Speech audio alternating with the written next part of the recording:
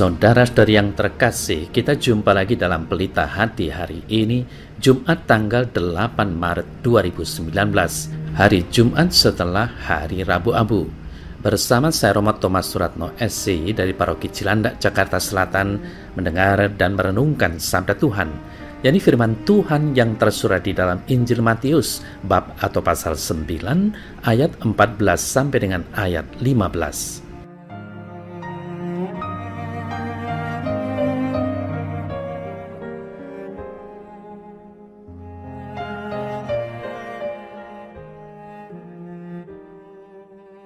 Kemudian datanglah murid-murid Yohanes kepada Yesus dan berkata, "Mengapa kami dan orang Farisi berpuasa, tetapi murid-muridmu tidak?" Jawab Yesus kepada mereka, "Dapatkah sahabat-sahabat mempelai laki-laki berduka cita selama mempelai itu bersama mereka? Tetapi waktunya akan datang, mempelai itu diambil dari mereka, dan pada waktu itulah mereka akan berpuasa."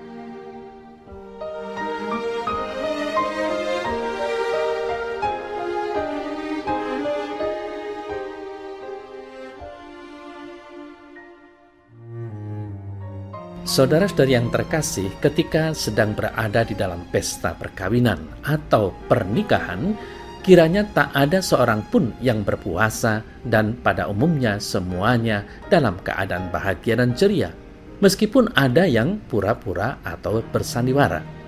Kebersamaan dengan sang mempelai memaksa orang untuk ceria, gembira, mempesona, dan menarik.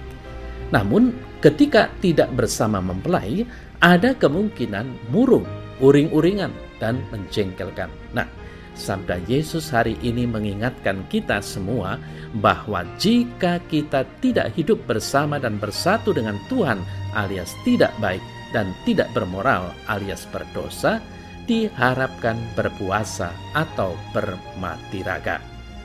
Saudara-saudari yang terkasih, hari ini adalah hari Jumat, hari di mana kita berpuasa dan berpantang dalam masa Prapaskah ini. Maka baiklah kita mawas diri, apakah kita hidup bersama dan bersatu dengan Tuhan. Jika tidak, marilah kita berpuasa atau bermati raga. Mati raga secara harfiah berarti mematikan kerinduan atau dambaan raga seperti nafsu makan dan minum tertentu yang menjadi kesukaan kita.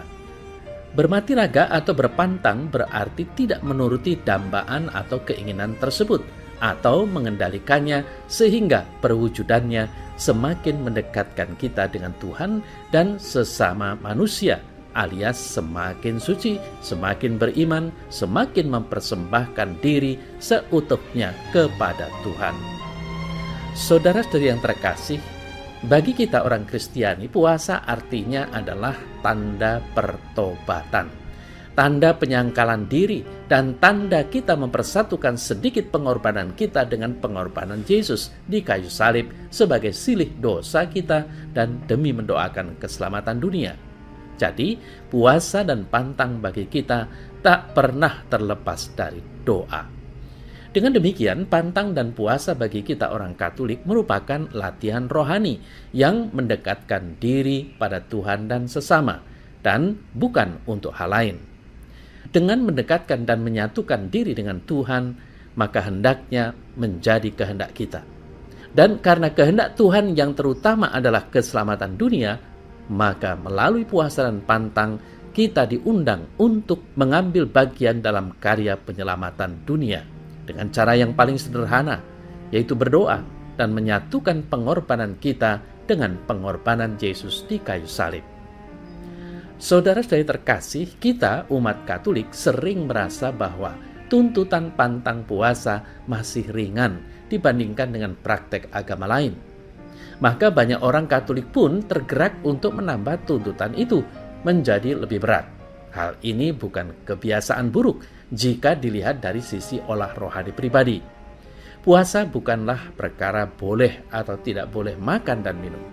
Tuhan mengajak kita agar tidak berhenti pada persoalan apa yang boleh dan apa yang tidak boleh itu, dan berharap kita sungguh mengerti makna dan tujuan puasa pantang kita. Saudara-saudari yang terkasih, Yesus mengajarkan makna dan tujuan penting puasa dan pantang, seperti yang dibayangkan oleh Yesaya, bahwa kita diajak untuk semakin menunjukkan kasih kepada sesama, berbagi sukacita, perlindungan yang nyaman, dan penyembuhan atau pengampunan dalam hidup bersama. Yesus tidak ingin puasa pantang menjadi semangat egosentris agar orang melihat betapa sucinya kita. Namun melalui tindakan yang nyata dan sederhana kepada sesama, orang bisa melihat dan mengenal betapa baiknya Allah yang kita imani. Yesus tidak menolak makna tradisional pantang puasa sebagai tanda pertobatan dan pemurnian iman. Namun mengingatkan bahwa tanpa kepedulian sosial dan solidaritas yang nyata, pantang puasa kita pun tidak bermanfaat.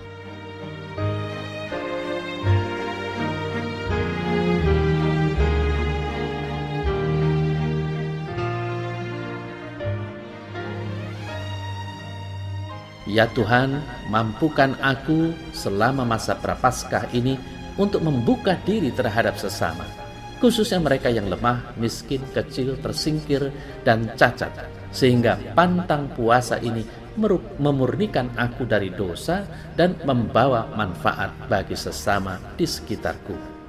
Amin.